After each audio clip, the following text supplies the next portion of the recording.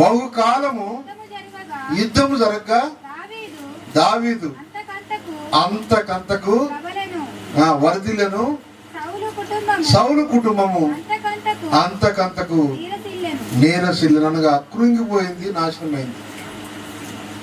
ఇక్కడ దేవుడు రెండు కుటుంబాల గురించి మాట్లాడుతున్నాడు. ఒక కుటుంబం ఏమో అంతకంతకు వర్ధిల్లిందట, మరొక కుటుంబం ఏమో అంతకంతకు అది కృంగిపోయింది. ఏంటి కారణం? కారణం ఏం లేదు, ఒకటే కారణం. ఈ రెండు కుటుంబాలకి దేవుడే కారణం. దేవుని స్తోత్రం. ఈ రెండు కుటుంబాలకి దేవుడే కారణం. దావీదు బలవంతుడే, సౌలు బలవంతుడే. దావీదు జ్ఞానవంతుడే, సౌలు జ్ఞానవంతుడే. కానీ ఇక్కడ ఒక కుటుంబం ఏమో అంతకంత నాశనం అయిపోయింది, మరొక కుటుంబం ఏమో వర్ధిల్లింది.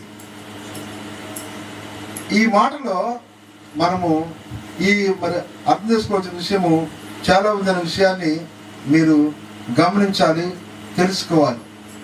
దావీదు అంటే పేరుకి అర్థం ఏంటంటే మంచివాడు, ఎర్రనివాడు, లేదా బైబిల్ ఆయన గురించి చక్కగా రాయబడింది. మరి అతడు దేవునికి ప్రియమైన వాడని రాయబడింది. దేవునికి స్తోత్రం. ఈరోజు చాలా మంది వ్యర్థమైన భక్తి చేస్తూ ఉంటారు. ప్రార్థన చేయక మానరు, బైబిల్ చదవక మానరు, గుడికి రాక మానరు, ఇంకా చెప్పండి ఆయనకి ఇచ్చే విషయంలో మానరు. కానీ వారి హృదయం మాత్రం దేవునికి చాలా దూరంగా.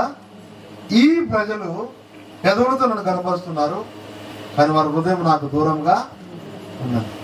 చూశారు? దేవుని స్తోత్రం. హల్లెలూయా. పెదవులతో కనపరిచే భక్తి, వారి హృదయము దేవునికి ఇవ్వరు. ఫార్మాలిటీగా మనుషులు కనపడటానికి అన్నీ చేస్తారు, కానీ దేవునికి వారికి కనపడే విధంగా వారి జీవితం ఉండదు. ఇదిగో ఈ కుటుంబం నాశనం కావడానికి అదే కారణం.